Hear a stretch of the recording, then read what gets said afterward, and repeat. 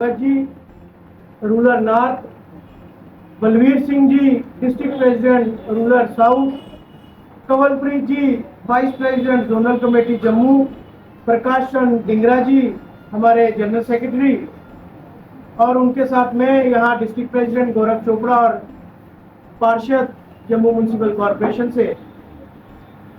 आप सब जानते हैं कि जब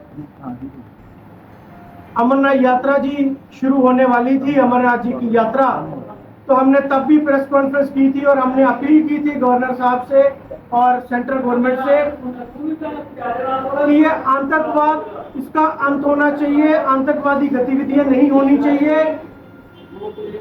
आज बड़े शर्म से कहना पड़ता है कि 370 तोड़ दिया गया, 200 साल पुरानी स्टेट को यूटी में तब्दील कर दिया गया, हमारी स्टेट की डिमोशन कर दी गई, और हमारी भारत के जो हमारे होम मिनिस्टर अमित शाह जी द्वारा बताया गया था कि इससे आतंकवाद का खत्म हो जाएगा।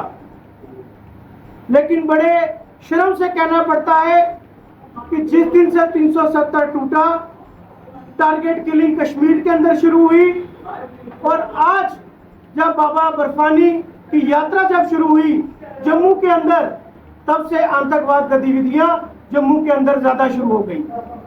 आखिरकार इस आतंकवादी गतिविधियों के पीछे कौन से लोग, कौन से मुखबर ऐसी गतिविधियां जम्मू के अंदर, पूरे जम्मू के अंदर, चाहे वो राजौरी पुंछ की बात करें, कठुआ की बात करें, उधमपुर की बात करें, सांबा की बात करें, डोडा की बात करें, एनकाउंटर ही एनकाउंटर आ रहे हैं। ऐसी गतिविधियों का हम कंडेम करते हैं। पाकिस्तान की तरफ से जो गतिविधियां ये आए दिन बढ़ती जा रही हैं, होम मिनिस्टर साहब को इसका जवाब देना पड़ेगा, प्राइम मिनिस्टर साहब को इसका जवाब देना पड़ेगा।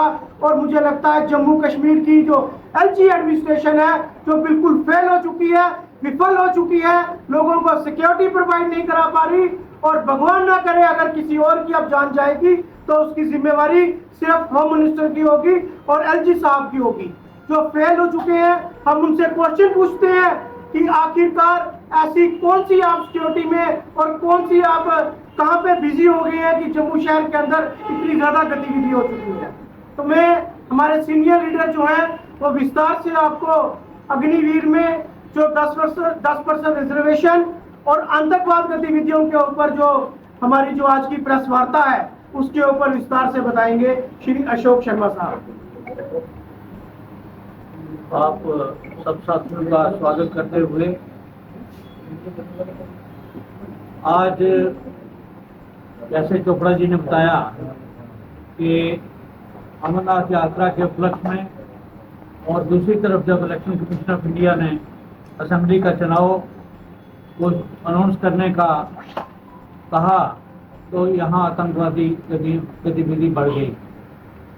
1 दर्जन के करीब इंसिडेंट हुए हैं, जिसमें हमारे फौज के नौजवान शहीद हुए और हमारे सिविलियन भी जो हैं वो मारे गए, दर्जनों के करीब जख्मी हुए, और हमारी यात्रा जो 5 लाख के करीब हुआ करती थी घट के 1.5 लाख हो गए।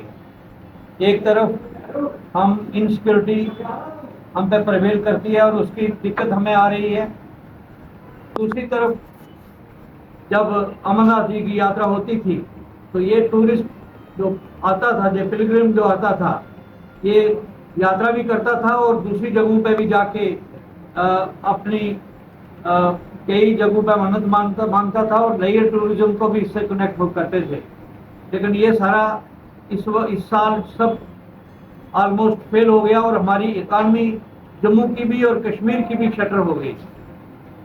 ये बहुत बड़ा प्रश्न चिन्ह है कि हम आतंकवादी घटनाओं के ऊपर कुछ नहीं लगा पाए और हमारा इकानमी भी दूसरी तरफ शटर हो रही है। हमारे साथ वादा किया गया था 2019 में कि शीघ्र ही हम लोग रियासत का दर्जा वापस करेंगे।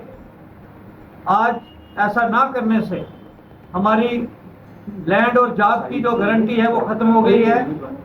आज पहले भी मैंने कहा था कि सिर्फ सांबा जिला में जो सबसे छोटा जिला हमारा है जम्मू प्रांत का, 37,000 डोमिसाइल बाहर के लोगों के बन गए हैं और उसके ऊपर 85-100 कनाल जमीन खरीद चुके हैं बाहर के लोग। 400 पीएनटी में लोगों की भर्ती करी गई, उसमें जम्मू कश्मीर का एक भी व्यक्ति नहीं है। तो आज जो रिसेंट अनाउंसमेंट है कि अग्निवीर में सीएसएफ और बीएसएफ में रिजर्वेशन होगी, 10% वो अग्निवीर को देंगे। मान लीजिए ऐसा होता है, अग्निवीर जो हमारे हिसाब से नौजवान के साथ एक बहुत बड़ा देश के नौजवान के साथ धोखा है। वो नौजवान जो हथेली पे जान रख के इस देश की सुरक्षा करता था, उस नौजवान को ये अपेक्षा होती थी कि मेरे परिवार, मेरे माता पिता सुरक्षित हैं, अगर मैं ना रहूँगा, मेरी शहादत भी, मैं वीरगति प्राप्त होऊंगा, तो भी हमारे घर में सरकार की तरफ से पेंशन और दूसरे लवाजमात जो है मिलेंगे। लेकिन आज अग्निवीर का गठन करके गवर्नमेंट ऑफ इंडिया ने ये बता दिया कि वो नौजवान हिंदुस्तान का जो है उसके लिए एक अनसर्टन फ्यूचर जो है वो तय करे हैं। इसी तरह मुझे याद है कि एसपीओ का भर्ती यहाँ हुआ, बहुत सारे एसपीओ जहाँ बाप हो गए, हजारों की तादाद में वो लोग हमसे बिछड़ गए, उनके परिवार आज परेशानी में हैं, किसी ने उनकी मदद नहीं करी। अग्निवीर का भी वही हाल करने जा रहे हैं। और अगर मान लीजिए 1 लाख अग्निवीर ट्रेन होता है तो 30,000 तो नौकरी में जाएंगे और 70,000 ट्रेन यूथ जो है 4 साल के बाद वो कहाँ जाएगा? क्या ये काउंटर प्रोडक्टिव नहीं हो सकता? इसके ऊपर विचार विमर्श करने की जरूरत है कि आप किसी को ट्रेन करोगे, आर्म ट्रेनिंग दे दोगे और उसके हाथ में आर्म नहीं होगा। और वीर के लोगों के मतलब हैं, उन पे सरकार से स्पष्टीकरण चाहूंगा। एक, माननीय उपराज्यपाल जी ने 10 लाख रुपए का गवर्नमेंट एक्सचेकर से पैसा जो है वो अपने परिवार के किसी बच्चे पे खर्च किया है, उसकी जांच होनी चाहिए और उपराज्यपाल महोदय को इसका स्पष्टीकरण देना चाहिए कि आखिर ये 10 लाख रुपए की बात जो चल रही है वो भ्रष्टाचार की, वो आपने लिया है या नहीं लिया है, उस पर स्पष्टीकरण दे। दूसरा बात यह है कि जैसे साथियों ने बताया कि मिलिटेंटी जो एक्टिविटीज है वो जम्मू खित्ते में बढ़ी है, उसका सबसे ज्यादा असर अमरनाथ यात्रा पे हुआ है। अमरनाथ यात्रा पूरी तरह से कम हो चुकी है। वो अपने 15 अगस्त के प्रोग्राम के आसपास जो यात्रा खत्म होती थी, हमें लगता है कि ये 1-2 दिनों में खत्म हो जाएगी। इससे जम्मू कश्मीर के लोगों में, खासकर जम्मू खित्ते के लोगों में भारी आर्थिक जो है वो नुकसान हुआ है।